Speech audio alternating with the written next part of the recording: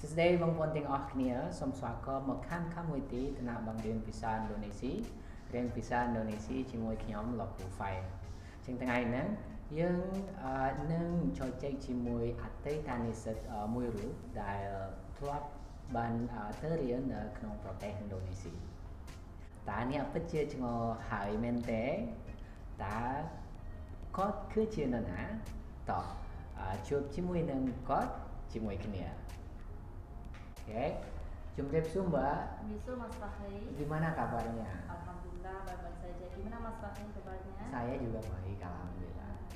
Oke, untuk informasi, Mbak ini adalah salah satu alumni universitas di Indonesia. Universitas di Indonesia, bukan Universitas Indonesia ya. Oke, sekarang kita minta mbaknya untuk memperkenalkan diri. Ya, silakan Mbak perkenalkan diri dalam bahasa Indonesia, kemudian dalam bahasa Khmer juga.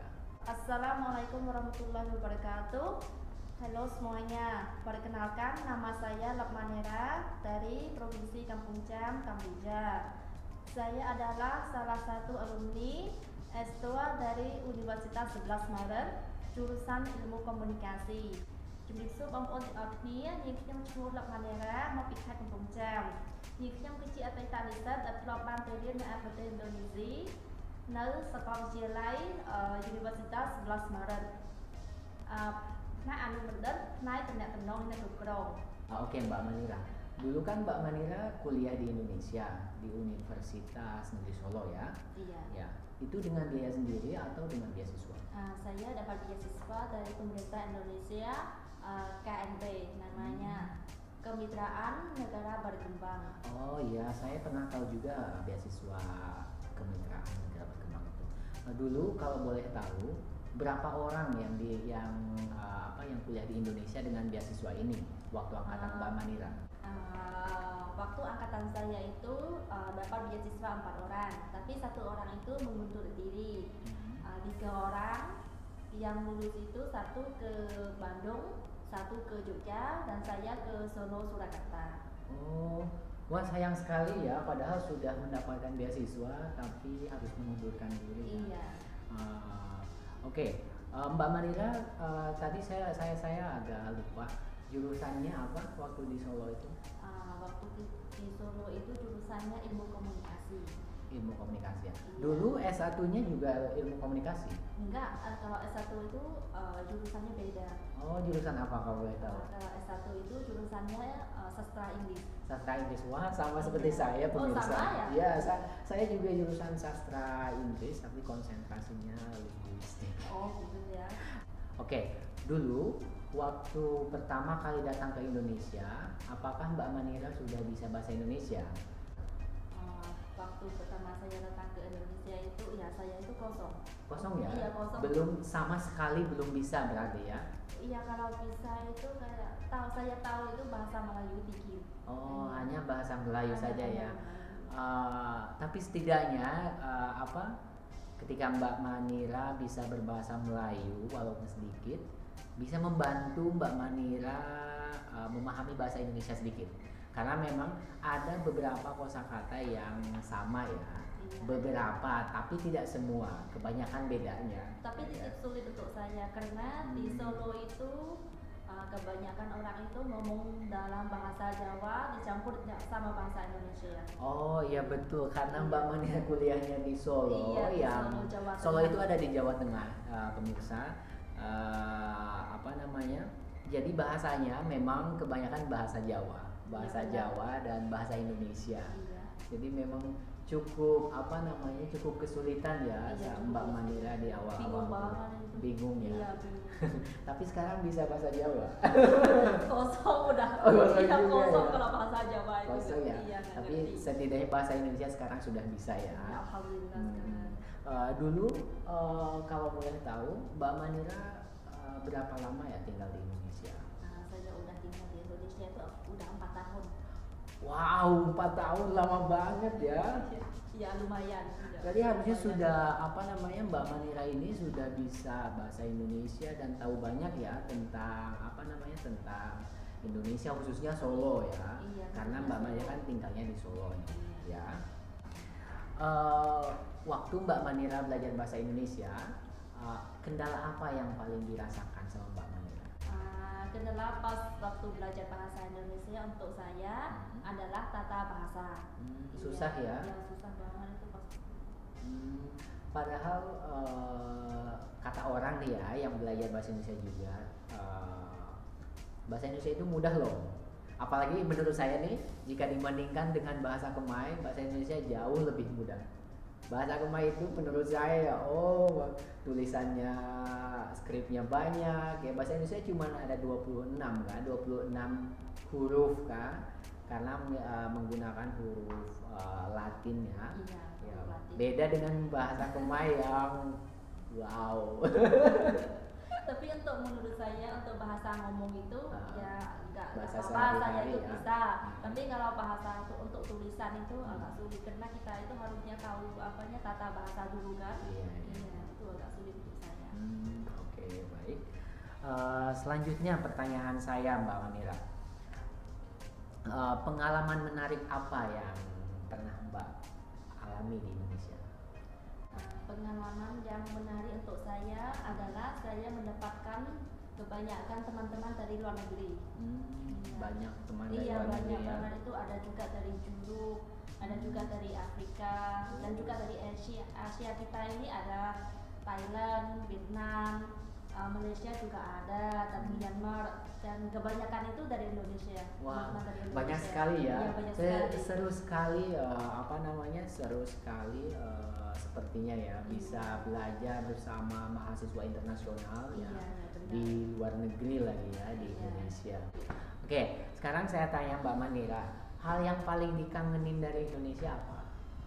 Saya kangen banget sama teman-teman dan juga dosen-dosen saya. Karena setelah saya lulus itu saya pulang ke Kamboja dan teman-teman saya asing itu dia juga pulang ke Negara negaranya. masing-masing Iya, ya? negara masing-masing. Oke, jadi teman-teman ya yang bikin kangen itu Iya, teman-teman. teman-teman. Kalau makanannya gimana? Kangen nggak sama makanan Indonesia? Kalau untuk makanan saya itu gak cocok. Oh, Kalau nggak di cocok Solo, ya? iya. Jadi nggak kangen ya? Nggak kangen karena di Solo itu makanannya manis dan pedas. Oh. Kalau saya itu nggak cocok sama manis dan pedas. Kalau saya itu cocok sama makanan yang rasanya Tidak asin. begitu manis ya, Iya. orangnya asin. Iya, Oh iya. asin dikit. Tapi menurut saya di sini juga makanannya manis loh. Di Kamboja ini makanannya sedikit manis menurut saya. Enggak sih, Dibandingkan dengan di Indonesia di tempat saya ya, di tempat Iya. saya yang yang tidak begitu manis biasanya makannya. Memang kalau di Jawa nih pemirsa di daerah Solo atau Jawa Tengah atau Jawa Timur itu biasanya makanannya manis. Iya, manis Betul. terlalu manis banget.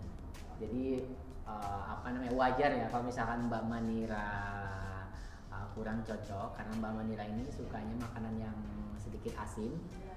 Tetapi Mbak Manira malah kuliah dan tinggal di tempat dengan makanan yang manis ya. Iya. Jadi sangat wajar lah ya Mbak Iya. Manira nggak cocok. Tapi sebenarnya di sini juga ada ya Mbak Manira makanan Indonesia itu. Iya, juga ada. Di Kamboja juga ada. Setidaknya bisa mengobati kangen ya. Kalau misalkan mau makan makanan Indonesia di sini juga ada. Iya, ada berapa warung itu kan, ada juga warung Bali, Sumatera, dan juga Pengamal Solo. Iya. Iya. Jadi kalau misalnya kita kangen nih mau makan makanan Indonesia, aduh hari ini saya mau makan nasi goreng, hari ini saya mau makan pecel lele misalnya kan, Iya. tinggal datang saja ya ke restoran Indonesia yang ada di Kamboja Phnom Penh ini di ini. Phnom Penh. Terakhir Mbak, saya mau minta pesan Mbak Manira untuk pembelajar Kamboja yang ingin melanjutkan kuliah di Indonesia. Boleh dalam bahasa Khmer ya, silakan.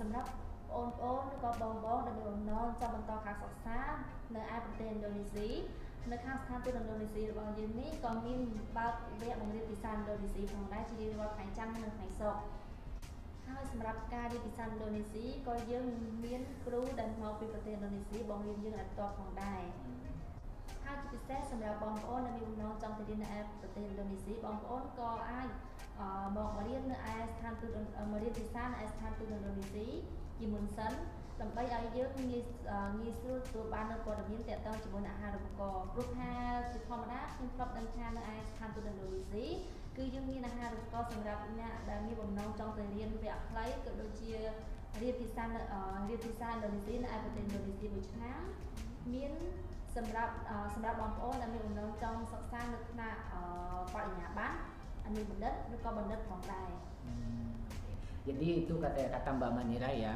pesan untuk teman-teman di Kamboja yang ingin melanjutkan pendidikan di Indonesia, bisa belajar dulu bahasa Indonesia di Pusbudi ya, karena kita punya program pengajaran bahasa Indonesia di Pusbudi ini di KBRI Phnom Penh. Selain itu, selain program bahasa Indonesia, kita juga punya beberapa informasi terkait beasiswa ya, terkait beasiswa untuk melanjutkan pendidikan di Indonesia. Ada beasiswa dan mahasiswa ya untuk belajar bahasa Indonesia selama 1 tahun di Indonesia. Lalu ada beasiswa apalagi S2. S2 ya, ada beasiswa untuk S2 juga atau master degree, dan juga beasiswa untuk S1 juga ada. Jadi untuk teman-teman yang ingin melanjutkan pendidikan di Indonesia, ayo jangan malu-malu datang ke Pusbudi untuk belajar bahasa Indonesia. Oke Mbak Manira, hari ini kita selesai ngobrol-ngobrolnya sampai di sini. Mungkin nanti kita akan ngobrol lagi ya di kesempatan berikutnya. Ya, insya Allah kalau kita itu ada waktu ya. Terima kasih banyak ya Mas Fakri. Sama-sama Mbak Manira. Oke, hari ini kita sudah ngobrol panjang ya sama Mbak Manira, salah satu alumni program KNB yang melanjutkan pendidikan S2-nya di Universitas Negeri Solo. Sampai jumpa di video-video selanjutnya dengan narasumber yang berbeda. Terima kasih. Sampai jumpa. Cumripli.